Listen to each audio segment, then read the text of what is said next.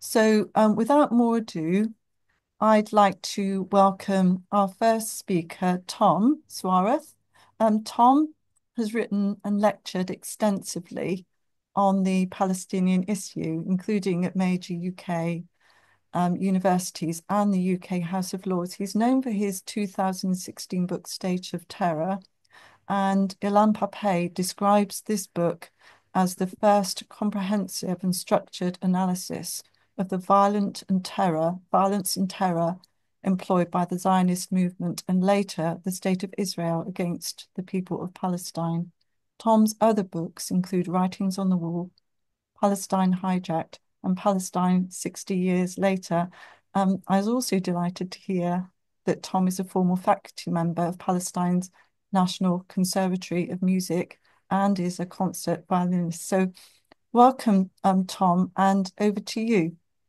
Thank you very much. I'll jump right in the interest of time, and say that in my view, the question we face is to explain how a past genocide, one that correctly gave rise to the term never again, is itself being wielded to grease the wheels of a genocide again. I'll start with some blunt, colorful language simply as a shortcut, but which I do mean seriously in regard to what we're up against. Zionism is a cult with all the negative connotations of the word, and it is as if we all live inside the cult's compound. The entire so-called West is its compound, and so we are fighting Zionism on its own turf. More colorful language, just as a shortcut, the high altar of the cult, in my view, the drug upon which it is addicted, upon which its very existence depends, and thus must ensure it never runs out, is anti-Semitism, whether real or fake. And the exploitation of the Holocaust is the ultimate distillation of that drug, which it must never let run out. Zionism has hijacked the Holocaust. It claims to own the Holocaust in order to use it as extortion, blackmail, to further its own racial nationalist crimes. No degree of Zionism's violence against the Holocaust seems to jog the media from its trance. It is so farcical that my favorite example is several years ago, a Daily Mail headline. The headline itself reported that Jews feel as threatened as they did in the Holocaust, experts say, an obscene insult to the memory of the Nazis' victims for Israel's benefit. And the respectable media are very little different, with headlines this year about London's Jews fearing for their lives and now the alleged pogrom in Amsterdam. All of it is for one reason only, to shut us up about today's genocide. In the wake of October 7th last year, we were continually fed the following edict. October 7th was the deadliest day for Jews since the Holocaust. 76 years of manufacturing our consent is contained in this mantra. The problem with it is not statistics, whether in fact was the deadliest day for Jews since the Holocaust. And ironically, if there are challengers for the ghastly distinction, it was probably at the hands of the Zionists themselves. And forget that many of the Israelis killed were military enforcing the deadly siege. Forget that many of the civilian victims were killed by the IDF. And forget the supreme irony that the reason the victims were Jews is that Israel had ethnically cleansed the region of non-Jews and only allowed Jews to settle in their place. The problem, rather, is the purpose of this mantra, which is to plant the lie that October 7th, and in parentheses, everything that has happened since, is rooted in hatred of Jews, reinforcing the carefully nurtured libel that Palestinian liberation itself is somehow tainted with anti Semitism. The irony goes still deeper because it is the Zionists who are guilty of targeting Jews because they are Jews. Zionism not only failed European Jewry during their most desperate hour, but added to the horror. Even after Kristallnacht heralded the beginning of the Holocaust, Zionists, and Ben Gurion specifically, fought against safe haven for Jews unless it was in Palestine. I'd like to mention one well-known incident from late 1940, the immigrant ship Patria, which the Jewish agency blew up while it was docked off the Palestinian coast, killing an estimated 267 people, most of them Jewish refugees who had just fled the war. Now, they bombed it not to kill them, but to keep the refugees in Palestine rather than the proposed safe haven on Mauritius. The point is that they were indifferent to how many it might kill in the process. To me, it is revealing that to cover up its mass murder and turn it to their advantage, the Jewish agency spread the lie that the refugees themselves blew up the ship, a mass suicide because the refugees were such devoted Zionists, which is to say cult members, that they would rather die than not go to Palestine right away. This narrative, this lie, was spread so successfully that it spawned a whole genre of plays and other works reenacting this self sacrifice, this mass suicide for the Zionist cause. The tactic of supposed willingness to commit mass suicide in the service of the cult, like a modern day siege of Masada, is also seen in the DP camps in 1946. After the war, the Zionists coerced the Allies to segregate Jews from all other displaced people into Zionist run camps, where they were literally brainwashed and beaten into the cult playbook, such that when a US UK committee visited them in 1946 and asked if they might like to emigrate to the United States, which had always been the favored destination, they replied in unison, in absolute terror, that they would commit mass suicide if they had to go to the United States. Many Jewish children whose parents had perished were being raised in adoptive European families.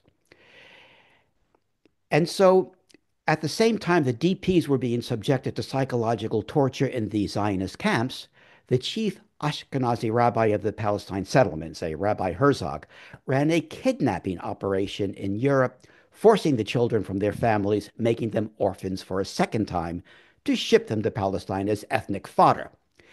Herzog's fiercest opposition came from local European Jewish leaders who tried to protect the children by refusing to divulge their whereabouts.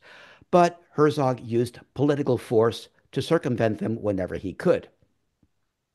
The kidnappings were rationalized by others at the time on the grounds that, well, as terrible as it was to tear the children away from their families, it was understandable that Herzog would want them to be in Jewish families rather than Christian families. Now, as Herzog himself said in justification for what he was doing, he said that for a Jew to be raised as a Christian is, his quote, much worse than physical murder. Now, think what you want of that in theory, but it too was a lie, because the Zionists were also stopping Jewish orphans still in the camps from reaching their Jewish adoptive families in England in order to ship them to Palestine as well. Zionism was over everything. Jews and Jewish suffering were Zionism's trump card, its fuel for its settler state. Jews and others perished at the hands of the Nazis because of Zionism. I'll cite one particularly clear example from late 1942 during the height of the Holocaust, involving the efforts of Solomon Schonfeld, a British rabbi who had been a primary figure in the Kindertransport that had saved many Jewish children's lives on the eve of the war, and that Ben-Gurion, by the way, opposed because the children were going to England, not Palestine.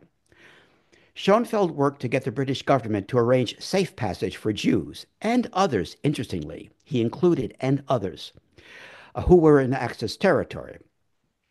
Inertia for the project grew quickly, but with passage of the rescue effort in sight, the Board of Deputies of British Jews, assisted from the United States by Stephen Wise and the World Jewish Congress, intervened and scuttled it, and admonished Schoenfeld in no uncertain terms, that's a quote, that they would do whatever was necessary to stop the rescue. Now, Wise himself had just held a press conference days earlier in the U.S. Capitol to spread the alarm that the Nazis planned the extermination of European Jews. They all knew about the death camps. But the rescue project worked against Zionism. A 1943 report by U.S. intelligence described, quote, Zionism in Palestine as a type of nationalism which in any other country would be stigmatized as retrograde Nazism. Indeed, the very same doctrine of blood and soil is being inculcated. It permeates the main Jewish, here meaning Zionist, systems of education. Now, presciently, the U.S. report said outright that anti Semitism was essential to Zionism.